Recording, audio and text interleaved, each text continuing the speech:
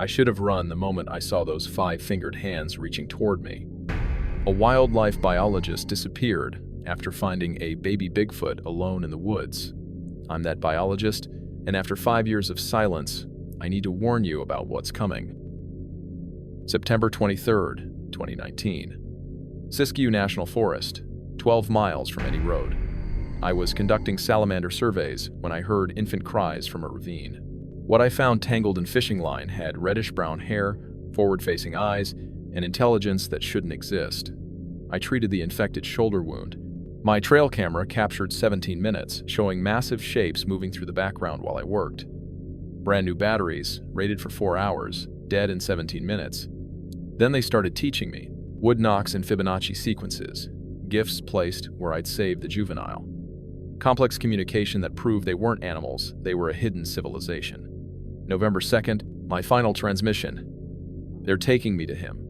I have to go.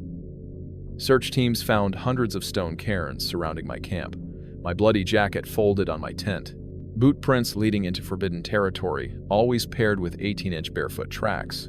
But here's what Ranger Bowman won't tell anyone: she has a file of similar incidents dating back to 1981. People who got too close, people who never came back. What happens when saving an impossible creature creates a debt that can only be repaid by leaving your world behind forever? My name is Derek Holcomb. I'm a wildlife biologist. Or I was. If you're hearing this, then you've probably seen the news reports about the recent sightings near Gasquet, up in the Siskiyou National Forest. 3 different hunters this past month, all reporting the same thing: massive bipedal figures, that ungodly smell, the wood knocks echoing through the canyons. The Forest Service is calling it mass hysteria, same as always. But I know better. I was there 5 years ago, and what happened to me in those woods? Well, it's time someone heard the truth. I need you to understand that I'm not some weekend Bigfoot hunter with a YouTube channel and thermal cameras. I hold a master's degree in conservation biology from Oregon State. I've published 12 peer-reviewed papers on amphibian population dynamics in the Pacific Northwest. For 15 years, I've conducted field surveys in some of the most remote wilderness areas from Northern California to the Canadian border. I'm telling you this because what I'm about to describe will sound impossible, and I need you to know that I'm trained to observe, document, and analyze what I see. I'm a scientist, or at least, I was. It was September of 2019 when the university sent me to conduct a salamander survey in a pristine watershed system about 12 miles northeast of Gasquet. You won't find it on any trail map, the logging roads, Peter. Out miles before you reach that creek system.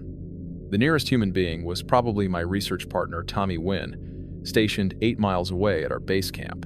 I had 6 weeks to document the endemic species, collect water samples, and assess the habitat quality for a potential conservation designation. The first 2 weeks were exactly what you'd expect.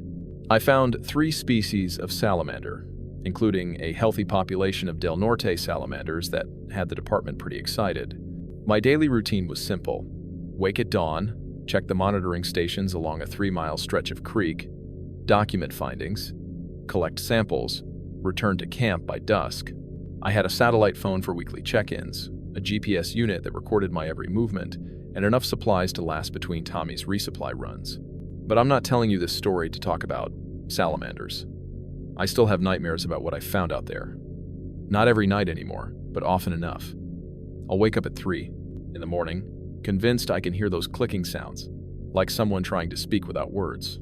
My wife, ex-wife now, she used to shake me awake when I'd start making those sounds myself, trying to respond in my sleep. The therapist says it's PTSD, and maybe that's part of it. But PTSD doesn't explain the scars on my shoulder, where it gripped me, those 4 parallel lines that no bear could make. It doesn't explain why I can't look at my daughter's kindergarten art projects, those stick figures she draws, without remembering the structures I found deep in that canyon. The Forest Service has my official report on file, or what's left of it. Most of the evidence was classified, they said, though they never explained what jurisdiction lets them classify civilian research. Tommy has his own version of events, the parts he saw anyway, but he won't talk about it publicly. Can't say I blame him. He's got a career to protect, a family to feed. He doesn't wake up wondering if he made the right choice that November night when everything went to hell. But those hunters in Gasquet, they're walking into something they don't understand. The Forest Service won't warn them. The tribal council tried they've known for generations to avoid those canyons, but nobody listens to the old warnings anymore. So I'm going to tell you exactly what happened during those 43 days in the Siskiyou wilderness. Not the sanitized version I gave the search and rescue teams. Not the story the newspapers printed about a biologist who got lost and had a mental breakdown. The truth. Because if someone had warned me, if I'd known what signs to watch for, maybe I wouldn't have saved that creature, and maybe I'd still have my old life. September 23rd started like any other morning in the field. I woke at 5:30, made instant coffee on my camp stove, and reviewed my survey notes from the previous day. The weather was perfect, clear skies, temperature around 55 degrees, the kind of conditions that make salamanders active. I loaded my pack with collection vials, my camera, pH testing strips, and the usual field gear. By 6:15, I was hiking down to the lower section of the creek, an area I'd been saving for week 3 when I'd have a better baseline for comparison. The forest that morning was what we call productive quiet, the normal ambient sounds of a healthy ecosystem. Steller's jays calling from the Douglas firs, the creek gurgling over granite, the occasional rustle of small mammals in the understory. I'd been documenting everything in my field notebook. 0645, observed 2 rough-skinned newts at Station 7, water temp 51 degrees Fahrenheit, pH 6.8. It wasn't until I reached the confluence where a smaller tributary joined the main creek that I noticed the change.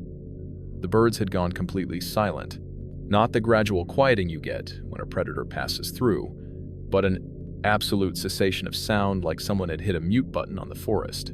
In 15 years of field work, I'd experienced that kind of silence exactly twice, once when I stumbled near a mountain lion's fresh kill, and once during a micro-earthquake that only the animals seemed to sense. I stood still, listening, my hand instinctively moving to the bear spray on my belt. That's when I noticed the smell, musky, almost sweet, like wet dog mixed with something fermented. Black bears have a distinct odor, but this was different, stronger, with an undertone that made my sinuses ache. Then I saw the tree breaks. About 7 feet up on a Douglas fir, fresh damaged the trunk, twisted and splintered like something had grabbed it and torqued it sideways. The break was still weeping sap, couldn't have been more than a few hours old. Bears will mark trees, sure, but not like this. This took opposable thumbs and tremendous force. I photographed it from multiple angles, my scientific mind, already racing through possibilities while my primitive brain screamed at me to leave. That's when I heard a sound so out of place that my first thought was someone had abandoned a baby in the woods. Weak, mewling cries, almost human but not quite, coming from a ravine about 50 yards downstream. Every instinct told me not to investigate. But the cries were so pitiful, so desperately sad, that I found myself walking toward them before I'd made a conscious decision to move. The ravine was shallow, maybe 8 feet deep, carved by decades of spring runoff. I could see something moving in the shadows at the bottom, partially hidden by ferns and fallen branches. My initial thought was, bear cub the size was right, the dark fur visible through the vegetation. But bears don't cry like that. Bears don't have hands.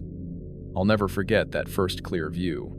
It was curled on its side, this thing that shouldn't exist, tangled in what looked like old fishing line, reddish-brown hair, covered most of its body, but the face was what broke my scientific rationality. Flat, almost human features, with enormous brown eyes that tracked my movement with obvious intelligence. It couldn't have been more than 3.5 feet tall, maybe 60 pounds. A child, essentially, though no human child ever had arms that long or feet that wide. The fishing line had wound around its left shoulder and arm, cutting deep enough that blood had matted the fur. The wound was infected. I could smell it from the ravine's edge, that sweet sick scent of tissue going necrotic. The creature saw me and its cries changed, became more urgent, one hand reaching up while the other remained trapped. Those fingers, 5 of them, with dark nails and calloused pads, stretched toward me in a gesture so universally recognizable that I felt my chest tighten. I should have documented it from a distance. Should have called Tommy on the sat phone, contacted the university, followed every protocol for unexpected wildlife encounters. Instead, I found myself climbing down into that ravine, my hands already reaching for the medical kit in my pack, my mind somehow convinced that saving this impossible creature was more important then proving it existed. The descent into that ravine took maybe 30 seconds. Felt like an hour. Every rational part of my brain was screaming at me to stop, to document from a distance, to follow the protocols I'd spent 15 years perfecting. But that reaching hand, those 5 fingers stretching toward me with such desperate need, it bypassed every scientific filter I'd built and went straight to something older, something human. The creature's eyes followed my every movement as I knelt beside it. Up close, the wrongness was even more pronounced. The skull structure was all wrong for any known primate, too robust, too pronounced in the brow ridge, but with a cranial capacity that looked disturbingly large.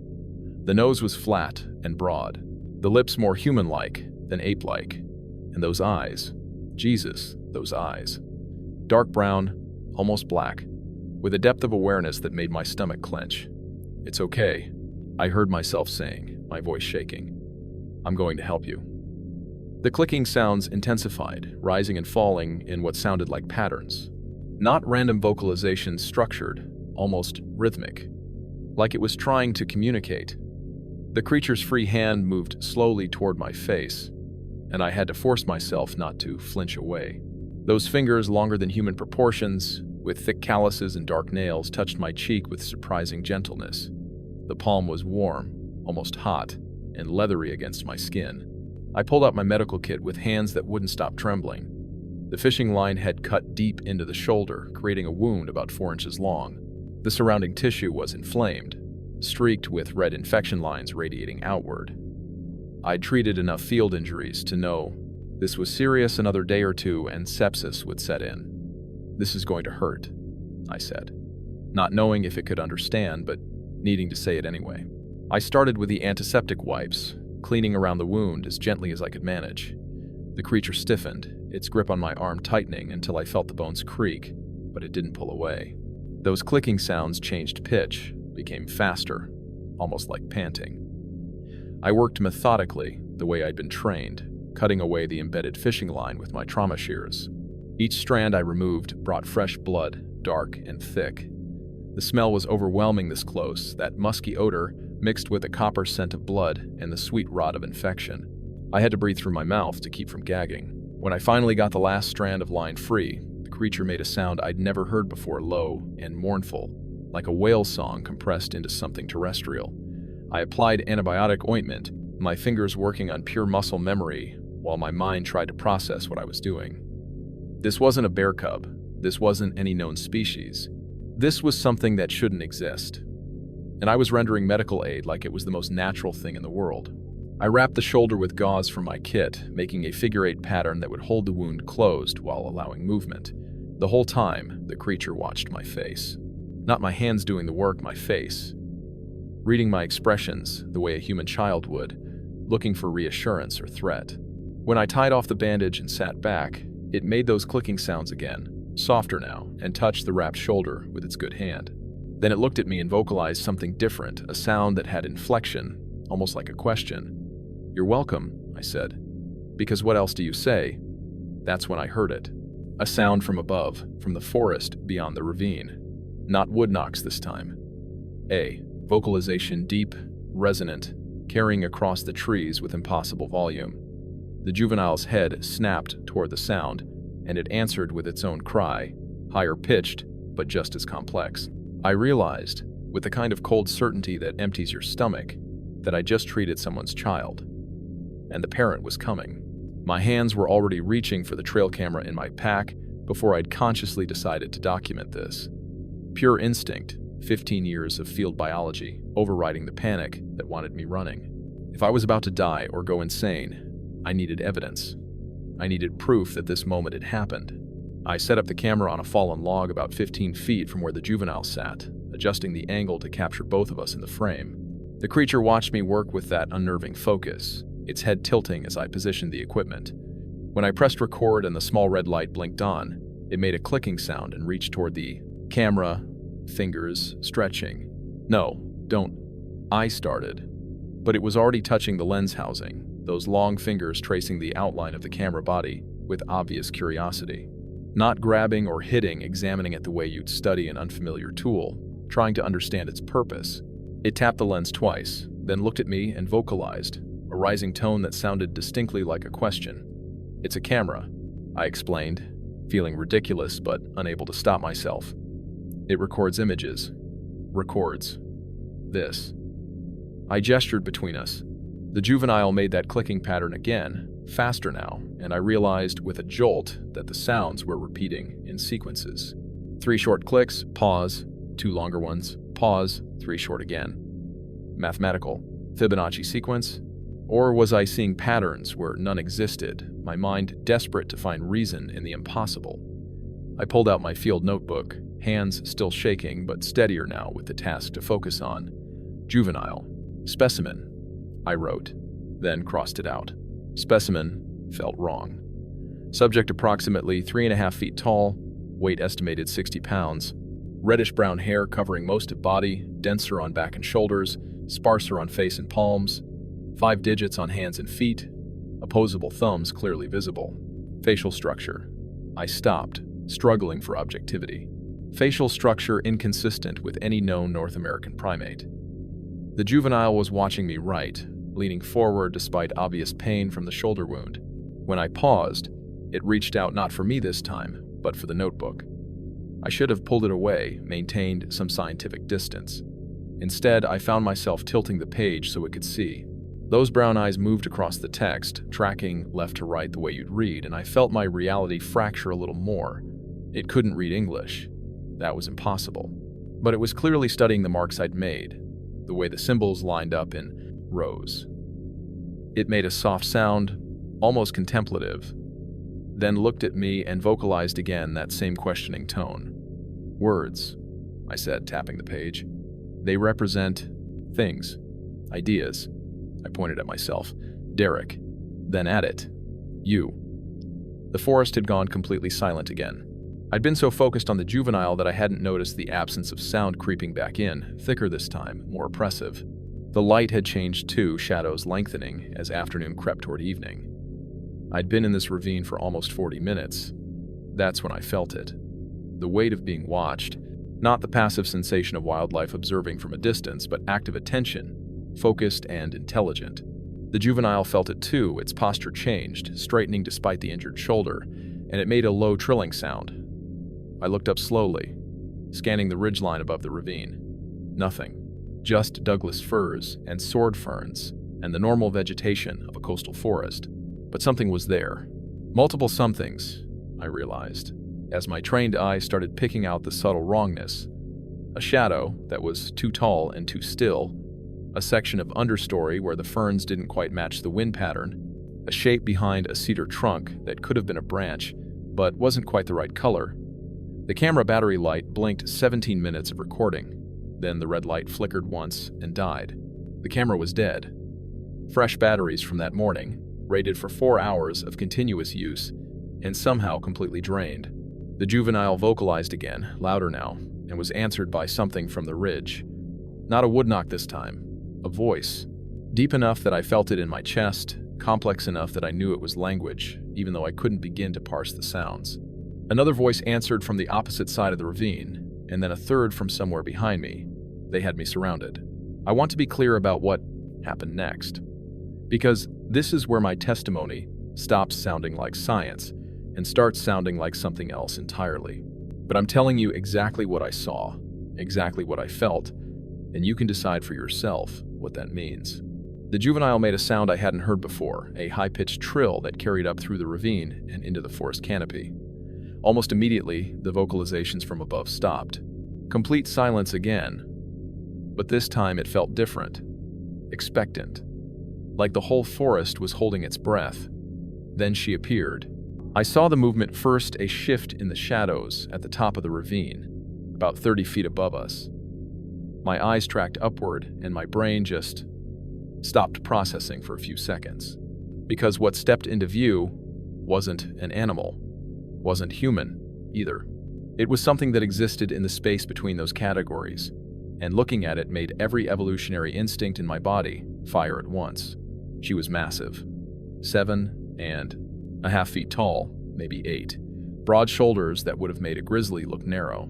Arms that hung past her knees, thick with muscle under dark brown hair that was almost black in places, streaked with gray around the face and shoulders.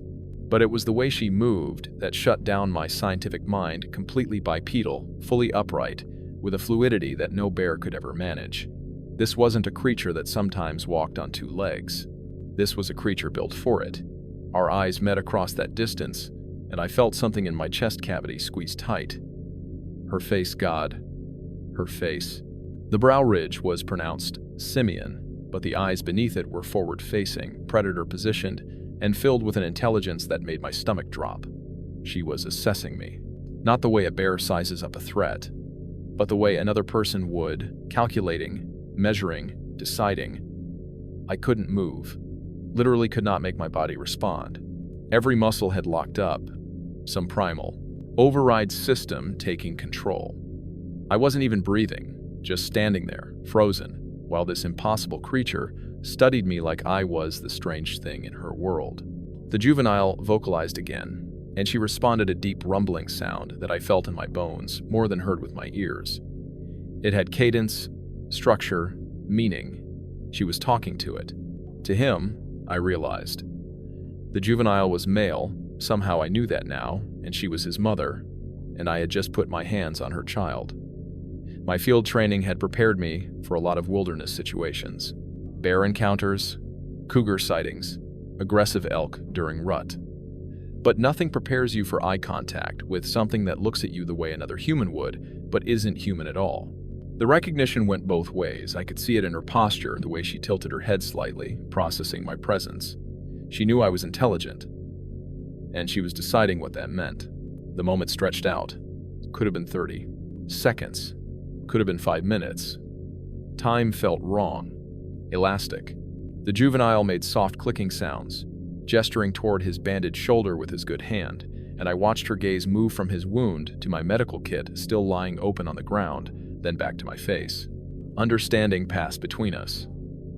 Not words, nothing I could transcribe in my field notes. But I knew she knew what I'd done. I'd helped him. She made a decision. I saw it happen, some shift in her posture, a subtle relaxation of her shoulders. She descended the side of the ravine in 3 smooth movements that would have taken me 20 minutes of careful scrambling, and suddenly, she was at ground level, just 15 feet away. The juvenile moved toward her immediately, limping slightly but making steady progress, and she knelt to examine him. Her hands were enormous.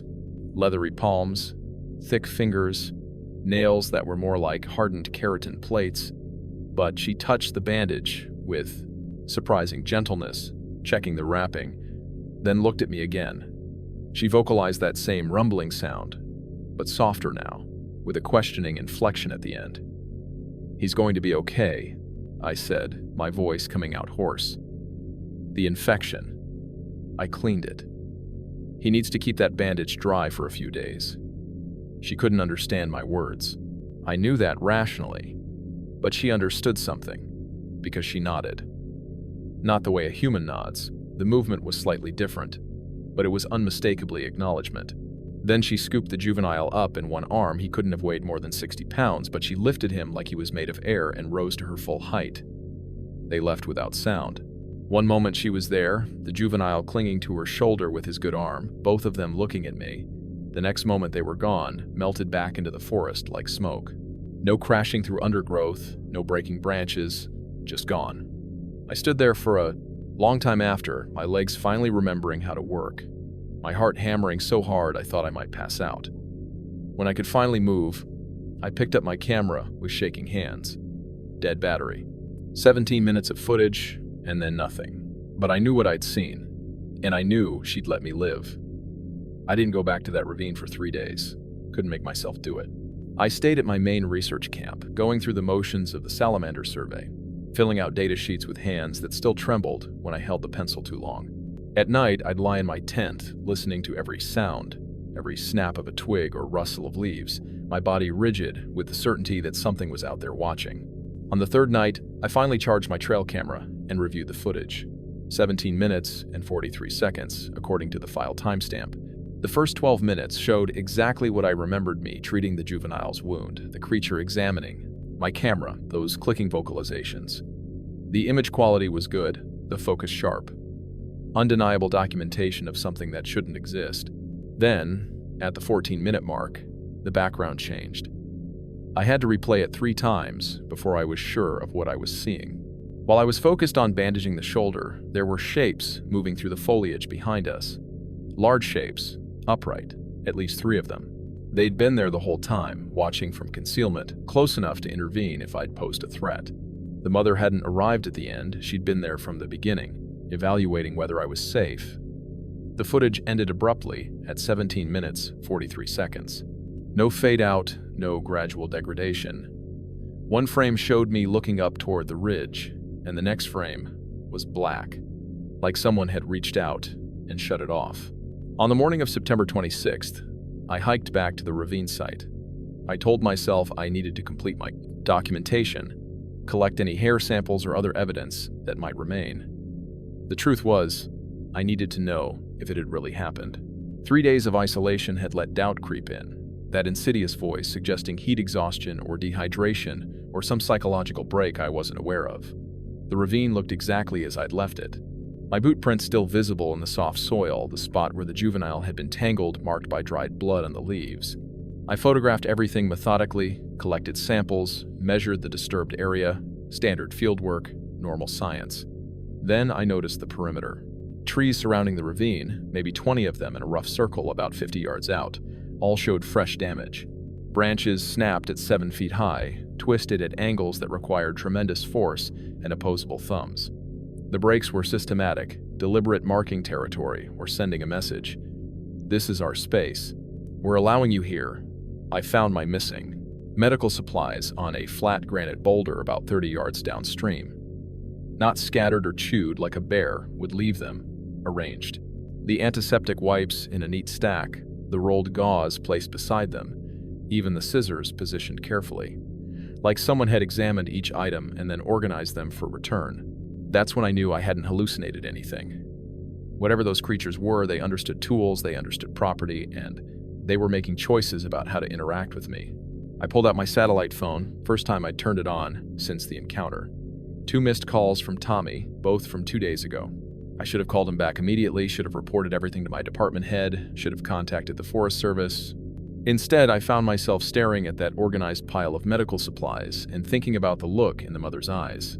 The way she'd assessed the bandage, touched it carefully, understood what I'd done. The phone rang in my hand, startling me so badly I nearly dropped it. Tommy's number. Derek. Jesus Christ. I've been trying to reach you for days. His voice came through tinny and stressed. You missed both check-ins. I was about to call for a welfare check. I'm fine, I said automatically. Signal's been spotty up here. Equipment issues. Equipment issues. He didn't sound convinced. You never miss check-ins. Not in 15 years I've known you. I closed my eyes, trying to find words that wouldn't make me sound insane. Tommy, I need you to do something for me. Don't ask questions. Just, I need you to research Siskiyou folklore, local tribes, old logging camps, anything about this drainage system. Specifically, any stories about things in the woods that aren't supposed to be here. The silence on the other end stretched out long enough that I thought we'd lost connection. Then, Derek, what did you see out there? I can't explain over the phone. I looked at the arranged medical supplies, then up at those methodically broken branches, marking the perimeter. I need to document more. Give me another week, then I'll come back to base camp and show you everything. Another week? His voice pitched higher. Derek, you sound wrong. You sound like... He stopped himself. But I heard what he didn't say. I sounded like someone who'd been alone too long, who'd seen something that broke them. 1 week, I repeated. I promise, I'll explain everything. But Tommy, whatever you do, don't tell the university yet. Not until I have all the evidence compiled. This could be the biggest biological discovery in a century, but only if we handle it right. Another long pause. You're scaring me, Derek Holcomb. That's your full name, which means I'm seriously worried. Despite everything, I almost smiled. Tommy only used full names when he was genuinely concerned, a habit from his mother that we'd joked about for years. I know, but I'm not having a breakdown, I swear. I just need time to verify what I'm seeing. After we hung up, I stayed at that boulder for another hour, making detailed notes about the medical supply arrangement, the tree breaks, the juvenile's dried blood, building a case that might convince someone, someday, that I wasn't crazy. That night, back at my camp, I heard the first wood knocks. Loud, resonant impacts echoing down from the ridge above me. 3 quick strikes, pause, 2 strikes, pause, 3 strikes again. I grabbed my notebook and wrote down the pattern, then realized my hands were shaking again, not from fear this time, but from something else. They were counting. Prime numbers, 3235323, and they were waiting to see if I'd understand. I found the deer on September 29th, exactly where I treated the juvenile 6 days earlier. Someone had placed it there deliberately, a yearling blacktail buck, maybe 90 pounds, positioned in the center of the ravine, with its head pointed upstream. The kill was fresh, couldn't have been more than a few hours old. No gunshot wounds, no arrow punctures. The neck had been broken with tremendous force, twisted at an angle that would have required hands, not jaws. I photographed everything, documenting the bruising patterns on the throat and shoulders. 4 distinct pressure points on each side of the neck finger placement. The spacing was too wide for human hands, but the technique was unmistakable. I measured the bruise patterns with my field calipers. 7 inches across the throat. The individual finger marks were spaced 2¼ inches apart. The placement felt intentional, positioned on flat ground, in the exact spot where I'd knelt to treat the juvenile. The message seemed clear: reciprocity. You helped our young one, so here's food for you. I didn't take any of the meat. That felt wrong, like violating an unspoken agreement. Instead, I set with up a new trail camera aimed at the carcass, wondering if they'd return. That night, the wood knocks started in earnest. I was in my tent when the first impact echoed across the canyon. 3 quick knocks, thunk, thunk, thunk. Then silence. Then 2 knocks from a different direction. Then 3 again from the original location. I grabbed my notebook and started documenting. 3, 2, 3, pause. 5 knocks from downstream, answered by 3 from upstream. 3, 2, 3, 5. My hands froze. Those were Fibonacci numbers. The sequence that appears everywhere in nature: pine cone spirals, sunflower patterns, tree branching. 3, 2, 3, 5, 8, 13. Each number, the sum of the previous 2. They were using it deliberately. I unzipped my tent, grabbed my hiking staff, and walked to the nearest Douglas fir. I raised the staff and struck the tree trunk 3 times. The forest went silent. At 30 seconds, I almost gave up. Then, from up the ridge, 5 knocks. Clear and deliberate. I struck the tree 8 times. 13 came back from downstream. We went back and forth for almost 20 minutes. 21, 34, 55. When we hit 89, my headlamp beam caught something massive and upright, maybe 40 yards away, partially obscured by a cedar, not moving toward me, not moving away, just watching. I lowered my staff slowly. I understand, I said into the darkness. You're intelligent. You have language, mathematics. I understand. The figure made 3 deliberate footsteps. Thump, thump, thump. 3 starting the sequence over, or acknowledging what I'd said. Then it was gone. I didn't sleep. I spent the whole night writing, filling an entire field notebook. I knew I wasn't going to report this through proper channels, not yet, because if I told anyone, they'd pull me out immediately, and I couldn't leave. Not when I was proving that something intelligent had been hiding in these forests for thousands of years. That decision, choosing to keep going instead of reporting what I'd found, that's probably what doomed me. Over the next 2 weeks, I stopped pretending to conduct salamander surveys. Instead, I focused entirely on communication attempts. On October 1st, I left 3 apples in a triangle pattern at the ravine site. Next morning, they were gone. In their place, 3 river stones stacked in a cairn. On October 3rd, I left a small mirror propped against a tree. By evening, it had been repositioned to catch the setting sun, creating a beam of light that swept across my camp. I started drawing symbols in cleared dirt near my tent. A circle. Next morning, the circle recreated using bent willow branches. Nearly perfect. A square. 4 straight sticks arranged precisely, each corner 90 degrees. A triangle. 3 stones in triangular formation. They weren't just copying. They were demonstrating understanding of geometry, spatial relationships, abstract thought. My field notebooks multiplied. 5 notebooks in 2 weeks, documenting every interaction, every response. Hundreds of photographs, stick formations showing deliberate architecture. Handprints in mud, measuring 11 inches long, stripped bark arranged in patterns that looked almost like writing. I stopped calling Tommy for scheduled check-ins. The university sent emails about the salamander survey. I ignored them. Nothing mattered except understanding what I'd discovered. My reflection showed someone I barely recognized. Lost maybe 15 pounds. Hollow eyes, weathered skin. Sleeping 4 hours a night, spending the rest documenting or waiting at the ravine site. The juvenile appeared twice during this period, always at dusk. His shoulder was healing well, the bandage gone, replaced by what looked like plant poultice. They had their own medicine. He'd watch from the tree line, and I'd show him objects, my notebook, camera, GPS unit.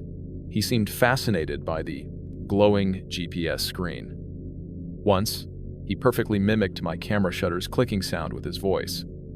I left more complex offerings: a compass, a flashlight, a notepad, and pencil. Each morning brought evidence of examination, the compass repositioned. The flashlight aimed at specific trees, crude scratches in the notepad that could have been attempts at letters. On October 14th, I finally called Tommy. He'd left an urgent message. The university was threatening to pull funding, talking about sending someone to check on me. I looked around my camp, notebooks everywhere, photographs tacked to trees, strings of paracord mapping territories and observation points. It looked like the workspace of someone who'd gone too deep, lost themselves in obsession. I called Tommy's voicemail. "I'm fine, documenting something incredible. Need another 2 weeks. Tell the university I'm extending the survey. I'll explain everything when I come back, trust me." I hung up and turned off the phone. That was October 14th. I wouldn't speak to another human for 19 days. Because that night was when she finally came to my camp. The mother, walking right up to my fire like she'd made a decision, like she'd been watching long enough to know I wasn't a threat, like she'd decided to trust me. Tommy showed up unannounced on October 19th. I heard his voice calling my name from down the trail, and my first reaction wasn't relief, it was panic. Someone was about to ruin everything I'd been building. I had maybe 2 minutes to make camp look normal. I grabbed notebooks and shoved them into my pack. Took down photographs, pinned to trees, stick structures, handprints, blurry shapes. Kicked dirt over the symbols I'd been practicing. By the time Tommy emerged from the tree line, I was sitting by my fire, stirring instant coffee, trying to look routine. "Jesus Christ, Derek." He stopped 10 feet away, staring.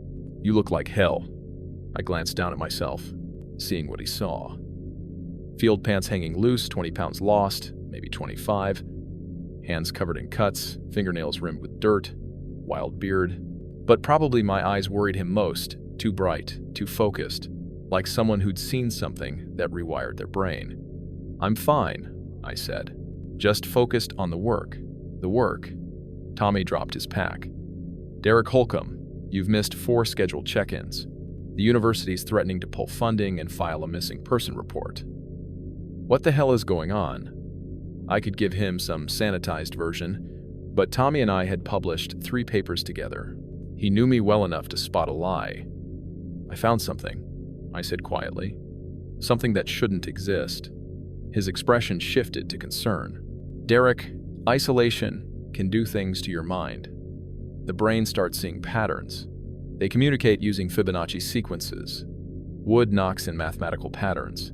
They understand geometry, tool use, symbolic representation. Tommy, they're intelligent." "They," he said it carefully. "Who's they?" The words came in a rush. "The family group I've been observing. 4 to 6 individuals. Bipedal, 7 to 8 feet tall.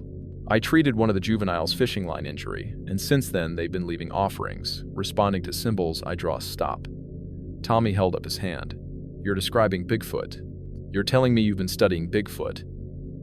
"I'm telling you I've been documenting an undiscovered primate species with higher-order cognitive function. Derek, there's no such thing. Whatever you think you saw, I have footage. 17 minutes of video. Photographs. 5 notebooks of field notes. Hair samples. Track measurements. Tommy stood slowly. Show me. Every instinct screamed not to. But this was Tommy, my research partner, my friend. I pulled out one notebook, open to sketches. The juvenile's face, in careful detail. The mother's profile, measurements covering every margin. Tommy studied it for a long moment. These are drawings, Derek, not evidence. Where's the video? The battery died after 17 minutes. Convenient. He closed the notebook. And the hair samples, the photographs? I showed him everything. He found rational explanations for all of it. Stick structures could be windfall. Handprints could be distorted bear tracks. Everything I thought was undeniable, he dismissed. You need to come back to base camp, he said finally. Get real food, sleep. Derek, you lost your brother in the wilderness 15 years ago. You're alone in remote backcountry, isolated, exhausted. The mind creates things, don't. The word came out sharp. Don't bring my brother into this. But I wondered. My brother had been 19 when he'd gotten separated during a hiking trip. They'd found his body 3 days later. I'd been 21, supposed to be watching him. Was Tommy right? Was I seeing patterns? Because I desperately wanted to find something meaningful, something to justify all the years running from that guilt. Come back with me, Tommy said, just for a few days. If this is real, it'll still be here when you return with proper equipment. I looked around my camp, the fire pit where I'd listened to wood knocks every night, the trees where I'd hung offerings, the trail to the ravine. I need 2 more weeks, please. If I don't have definitive proof by then, I'll come back. I'll submit to whatever wellness check they want. He studied my face. If I leave you here, I'm filing a report with the Forest Service. They'll send a ranger to verify you're okay. Fine. I'll show them I'm mentally competent, just committed to my research. Tommy picked up his pack. 2 weeks. Derek. Check in every 2 days or I'm coming back with a search team. Understood. He started down the trail, then turned. I hope you find what you're looking for. But I'm scared it's not going to be what you think it is. After he left, I spread the notebooks across camp again. Tommy was wrong. This was real. That night, the wood knocks started again, and underneath them footsteps, heavy and deliberate, circling my camp, getting closer. She was coming. She walked into my firelight at 10:47 p.m. on October 19th. I know the exact time because I was timing intervals between wood knocks when she simply stepped out of the darkness, nearly 8 feet tall, maybe 500 pounds under dark brown hair, shot through with silver gray. She moved with absolute silence despite her size, each footstep placed with precision, her posture upright in a way no bear could manage. Built for bipedal movement, adapted over thousands of years. I froze, pen still touching notebook page. Every survival instinct fired at once, but I couldn't move. Just sat there, a scrawny human with no weapons. She stood at the firelight's edge, maybe 15 feet away, and looked at me. Not a glance, a study. Her eyes caught firelight and reflected it back, that distinctive eye shine, but the intelligence behind those eyes was something else. She was assessing me the way another person would, calculating, deciding. She made a low rumbling sound, and something moved behind her. The juvenile, walking on his own, shoulder heeled. He was carrying something, my notebook, the one I'd been using to teach him symbols. He approached slowly, glancing back at his mother for permission. She made another sound, softer, and he continued until he was within reach. He held out the notebook. Inside, someone had drawn symbols, crude but deliberate circles, squares, triangles, but arranged in a pattern, a sequence like writing. Beneath each shape were tally marks, 3 marks under a triangle, 4 under a square, the number of sides on each shape. You understand, I whispered.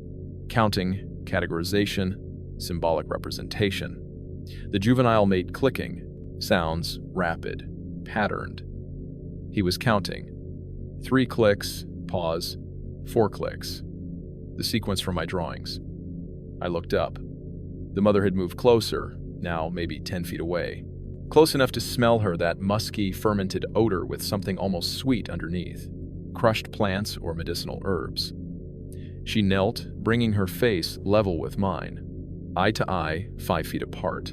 I could see everything: the pronounced brow ridge, flat nose, lips more human than ape but not quite either, gray streaking her temples, undeniable intelligence in her eyes. She reached out slowly, her hand enormous, and touched the notebook. One finger pointed at the triangle, then at me, then at the juvenile. "You taught him this." She pointed at the tally marks, then at her own chest. "We understand numbers." "Yes," I said. "I see you understand. You're intelligent. You have language, mathematics, culture." She made a series of vocalizations, low rumbles, mixed with higher-pitched sounds, complex and structured. The juvenile responded with clicking patterns. They were having a conversation. Language no linguist had ever documented. She reached behind her and pulled something forward. A tool, a digging stick, 3 feet long, one end sharpened and hardened by fire. The wood was smooth from use, handle worn from being gripped. A gift. Proof they made and used tools, understood technology, fire, craftsmanship. I pulled out my camera slowly, keeping movements visible and non-threatening. She watched but didn't stop me as I photographed the tool, the notebook with their drawings, the juvenile beside his mother. Maybe a dozen shots, and she observed each one, head tilting like she was studying what the camera did. Then she stood, the movement fluid despite her size. The juvenile tucked himself against her leg. She looked down at me one more time, and I swear I saw something in her expression. Not threat or fear, something closer to trust or testing, evaluating whether this strange, small human could be trusted with knowledge of their existence. She made one final vocalization, a low, drawn-out sound that felt important, and then they were gone, vanished into the forest with no sound, just absorbed back into darkness. I sat by my fire until dawn, photographing the tool from every angle, examining the notebook drawings, writing everything frantically. This wasn't an animal encounter. This was first contact with another intelligent species that had been hiding in these forests for centuries. And she'd chosen to trust me with that knowledge. I understood I'd been given something precious and dangerous. Knowledge that would change everything if I could prove it, but would also expose these creatures to a world that wouldn't understand. The tool sat beside my fire, solid and real, evidence that couldn't be dismissed. But as I picked it up, feeling the weight, the smooth wood worn by unknown hands, I started to understand the choice I was facing. Some discoveries change the world, and some discoveries destroy what you've discovered. Senior Ranger Patricia Bowman arrived at my camp on October 23rd at 11:15 a.m. I heard her coming from a quarter-mile away, the deliberate footsteps, the occasional radio chatter, the sound of someone who wanted to be heard. Tommy had made good on his threat. I'd spent the previous 3 days hiding evidence. The tool the mother had given me was buried in a waterproof bag 50 yards from camp. The notebooks with the most detailed observations were cached in a hollow log. I kept only the sanitized version's salamander data, weather observations, the kind of mundane field notes any biologist would maintain. She was tall, maybe 5'10", with the kind of weathered face that comes from decades outdoors. Former military, I guessed from her posture. She assessed my camp with quick, efficient glances before settling her attention on me. "Mr. Holcomb, I'm Senior Ranger. Patricia Bowman. Your research partner filed a wellness check request." "I'm well," I said, keeping my voice steady. "Tommy worries too much." She walked the perimeter of my camp, noting my organized gear, the properly maintained fire pit, my clean water filtration setup. "You look like you've lost weight. Hard to keep weight on with the activity level out here. How long you been in this drainage?" 4 weeks. Scheduled for 6 total." She picked up one of my visible notebooks, flipped through pages of salamander counts and water chemistry data. "You always work alone this far from road access?" "It's my preferred methodology. Fewer variables." "Uh-huh." She set the notebook down. "You've been hearing things out here? Seeing things?" My heart rate kicked up, but I kept my expression neutral. "Like what?" "Wood knocks. Large animals moving through camp at night. That kind of thing. I've heard black bears, some elk, normal forest sounds." She studied my face for a long moment. "Mr. Holcomb, I've been working this forest for 22 years. My mother worked it before me, ran a homestead just outside the boundary. I know these woods, and I know when people get too close to things they shouldn't. I don't know what you mean. There are places in this forest the local tribes won't enter. Hasn't been for 3 generations. They got reasons for that. She walked to the edge of camp, looked up at the ridgeline. You notice anything unusual about the tree damage in this area? Breaks at 7-8 feet high? I said nothing. Had a logger disappear from this drainage back in '81. Experienced guy, knew the forest. They found his camp just like he'd walked away mid-meal. No body, no signs of struggle, just gone. She turned back to me. Had a wildlife photographer in '97. Same thing. Researcher in 2003. You seeing a pattern? People get lost in the wilderness. They do. But these people didn't get lost. They made choices. She walked closer, her voice dropping. I'm going to ask you one direct question, and I need you to think real careful before you answer. Are you planning to stay out here past your authorized survey period? The question hung between us. If I said yes, she'd pull me out. If I lied and stayed anyway, I'd be trespassing without a permit. I'm planning to complete my survey as scheduled, I said carefully. That gives you 2 more weeks. After that, your permit expires and you need to be out of this forest. She pulled out a card with a satellite phone number. You call this number every 3 days. Miss 1, check in and I'm coming back with a team. Understood? Understood. She started to leave, then paused. Mr. Holcomb, whatever you think you found out here, it's not worth what it'll cost you. The forest keeps what it takes. Always has. Is that official Forest Service policy? That's advice from someone who's seen too many people make the same mistake. She met my eyes.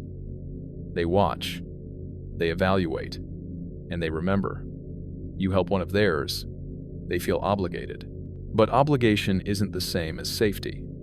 My mouth went dry.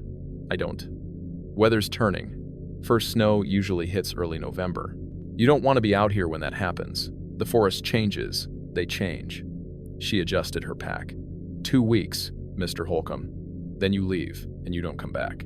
Some knowledge isn't meant to be shared. She disappeared down the trail, leaving me standing in my camp with the terrible certainty that she knew exactly what I'd been doing, and that whatever happened next, I'd been warned.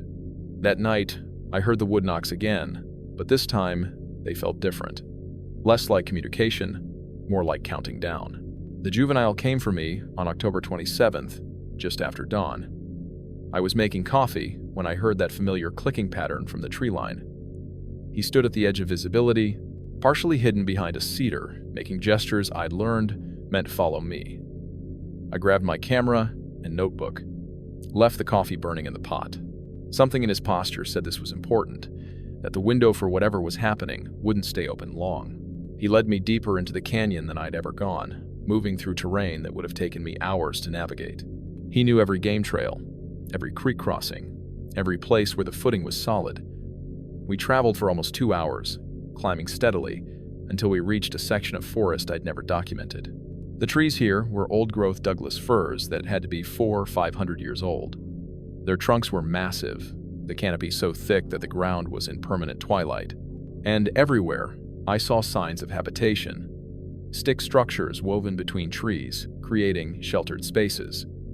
Not random windfall deliberate construction with cross-bracing and weatherproofing. Depressions in the ground lined, with moss and leaves, sleeping nests protected from rain and wind, a cache of smooth river stones arranged by size, tools for processing food or working materials. The juvenile clicked softly and pointed. I followed his gesture to what looked like a small shrine or memorial, a circle of white stones surrounding a carefully arranged pile of bones. Not food waste. These bones were positioned deliberately, almost reverently. Small skull, possibly a young deer, placed at the center with flowers dead now, but deliberately placed. They buried their dead. Or at least, they mourned them. I photographed everything, my hands shaking with the enormity of what I was documenting. This wasn't just evidence of an unknown primate. This was evidence of culture, of symbolic thought, of spirituality, or at least ritualistic behavior that implied abstract reasoning. The juvenile led me to a fallen log, hollowed out by decay, and reached inside. He pulled out objects and laid them at my feet. A. The collection of human artifacts: a rusted pocket knife, a faded bandana, a broken compass, a child's toy truck worn smooth by handling. Items they'd found or taken over years, maybe decades. Evidence that they'd been watching us, collecting from us, studying us the way I'd been studying them. He clicked 3 times, then traced a pattern in the dirt. A circle with lines radiating out. The same symbol I'd seen carved into trees at multiple locations. I'd thought it was natural damage, but now I understood. It was their symbol, their mark, meaning territory, or family, or perhaps just "we are here." I drew the symbol in my notebook, then showed him. He touched it carefully with one finger, then touched my chest. "You understand. You see us. Movement in the periphery." I looked up to see 3 more figures watching from the shadows. Adults, maintaining distance but clearly present. The juvenile made a longer vocalization, and one of the adults responded, "Permission granted," or "explanation accepted."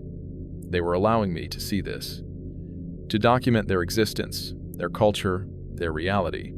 For the next 4 hours, the juvenile showed me their world. The water source they protected, a spring that flowed year-round, marked with stones. The trees they'd stripped bark from for some unknown purpose. The clay deposits they used for what, I couldn't determine, but the clay bore handprints, deliberate shaping, evidence of manufacture. I filled 2 entire notebooks with sketches and observations. Took over 300 photographs. This wasn't just documentation anymore. This was anthropology, archaeology, contact with a hidden civilization that had survived alongside humanity for millennia by choosing invisibility over confrontation. As the sun started to descend, the juvenile led me back toward my camp, taking a different route that showed me more territory markers, more stick structures, more evidence of their range and population. I estimated at least 10 to 15 individuals in this family group alone, spread across maybe 20 square miles. Near my camp, he stopped and made a complex series of vocalizations. I'd learned enough to understand the general meaning. Time is short, weather coming. They were preparing for winter, moving to lower elevations or more protected sites.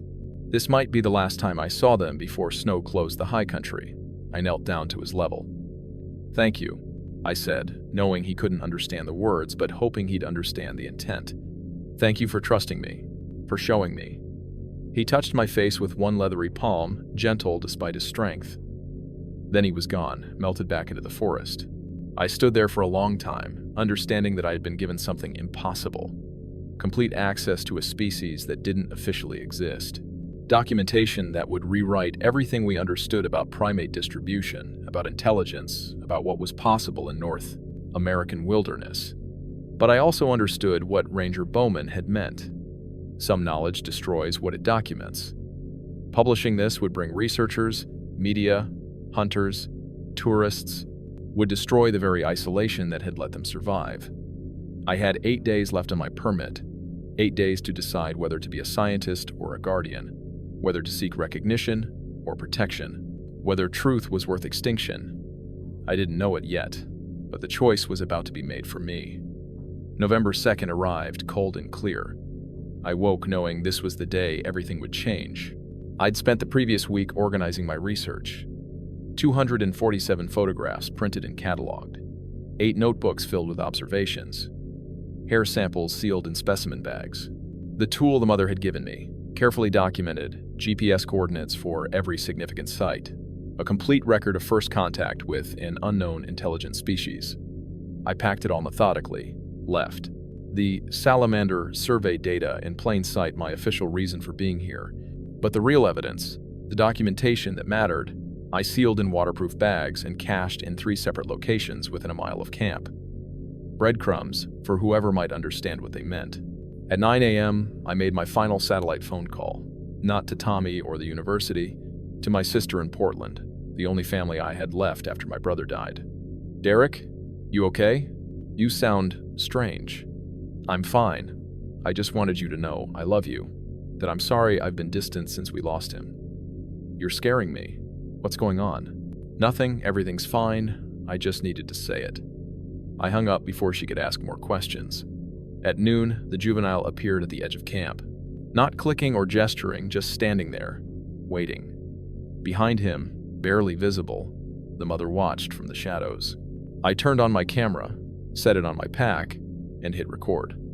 My name is Derek Holcomb. It's November 2nd, 2019. What I'm about to do will seem insane to anyone watching this, but it's the only choice that makes sense. They need someone who understands both worlds. Someone who can help them survive what's coming: more human encroachment, climate change, the shrinking wilderness. The juvenile survival created a debt, and debts must be honored. I looked directly at the camera. They're taking me to him to make sure he heals right, to teach them about us, maybe, or to learn from them. I have to go. I shouldered my pack, left the camera running, and walked toward the tree line where the juvenile waited. The mother stepped forward, studied me one final time, then turned and moved into the forest. I followed. Behind me, the camera recorded my footsteps, fading into silence. Then, minutes later, massive shapes moving through camp, examining what I'd left behind. And finally, darkness as the battery died. The search team found my camp on November 8th, 6 days after my last transmission. I learned about this later, pieced together from Tommy's journal and Ranger Bowman's unofficial notes. What they found didn't make sense by any normal explanation. My tent was untouched, supplies neatly organized inside. The fire pit showed evidence of recent use, but was properly extinguished. My satellite phone sat on a flat rock, dead battery. Last call logged to my sister. Everything suggested I'd simply walked away midday, intending to return, except for the cairns. Hundreds of them. Stone piles ranging from 3 rocks to elaborate structures 2 feet tall, arranged in concentric circles around my camp. They'd appeared overnight. The search team confirmed no cairns were visible in the aerial survey photos from 2 days prior. My jacket hung from a tree branch, torn and bloody, the blood typed as mine. But no body, no signs of struggle, no drag marks or predator activity. Just that jacket, placed deliberately where it would be found. The footprints told the impossible story. My boot prints led from camp toward the deep canyon, clear and well-defined. Alongside them, massive, barefoot prints. 18 inches long, 5-toed humanoid structure. The tracks paralleled mine for half a mile before disappearing into rocky terrain the search team couldn't safely navigate. Ranger Bowman found my cached evidence on day 3 of the search. She documented it, officially: photographs, notebooks, specimens, then filed it all under inconclusive biological samples and locked it in evidence storage, where it remains today. Tommy told me later she pulled him aside after the official search was called off. Your friend found something he shouldn't have. Made contact with something that's been hiding in these mountains since before we had words for it. The tribal elders could have told you there's a reason they don't enter certain canyons. A reason some people disappear and leave no trace. You think something killed him? No. I think something accepted him. There's a difference. She showed him her personal files. Incident reports dating back to 1981. 12 disappearances in this drainage over 40 years. All experienced outdoorsmen. All vanished without struggle. All left behind organized campsites and evidence of peaceful departure. They choose people sometimes. People who see them, who help them, who understand what they are. It's not predation. It's something else. Adoption, maybe. Or recruitment. The official report listed me as presumed dead. Probable wildlife attack despite lack of evidence. The university classified my research data. My sister still calls Tommy every few months, asking if there's been any news. But rangers in the Siskiyou report strange things. Boot prints matching my size and tread pattern, found in impossible locations deep in restricted areas. Always accompanied by those massive barefoot tracks. Always moving together, like companions rather than predator and prey. Tommy visits the site every year on November 2nd. Leaves supplies at the trailhead: medical equipment, notebooks, batteries. They're always gone by morning. I'm telling you this from wherever I am now. I can't say exactly where, not because I don't want to, but because the landmarks don't have names on any map you'd recognize. Deep canyons the Forest Service doesn't acknowledge. Cave systems that don't appear in any geological survey. Places where the forest is exactly as it was 500 years ago, untouched by human development. I'm alive. That's the first thing you need to know. Not captured, not imprisoned. I made a choice, and I live with it every day. The juvenile's name, the closest human approximation, is something like a rising whistle followed by 2 clicks. His shoulder healed completely. He's taller now, stronger, but still curious about the human world I came from. I teach him what I can. In return, his family teaches me their language, their customs, their survival strategies that have kept them hidden for millennia. I can't come back. That's the second thing. The moment I followed them into that canyon, I crossed a boundary that doesn't uncross. They trust me because I chose them over recognition, protection over fame. Returning would mean bringing questions, searches, attention they can't survive. Some nights I miss coffee, hot showers, my sister's laugh, the simple act of walking into a grocery store. But then I wake to see the juvenile, no longer juvenile, really teaching his younger sibling the symbols I taught him. I watch the family group communicate in patterns that would revolutionize linguistics. I document in notebooks I'll never publish, building an archive of knowledge that serves only them. The boundaries are thinning, though. Climate change pushes them to lower elevations. Development creeps closer each year. More hikers in restricted areas, more drones, more cameras, more chances for exposure. They need someone who understands both worlds to help them navigate what's coming. Was it worth it? I still don't know. I gave up everything: career, family, identity, future. For what? To be a bridge between species? Translator for creatures that might not survive another century? Those hunters near Gasquet, the ones who prompted this testimony, they're getting close to sacred sites. Too close. That's why I'm breaking silence, leaving this recording where Tommy will find it. Some boundaries, once crossed, close behind you forever. I crossed mine willingly. The question is whether humanity will respect the boundaries these creatures need to survive. I'm not coming back, but I'm asking you to stay away.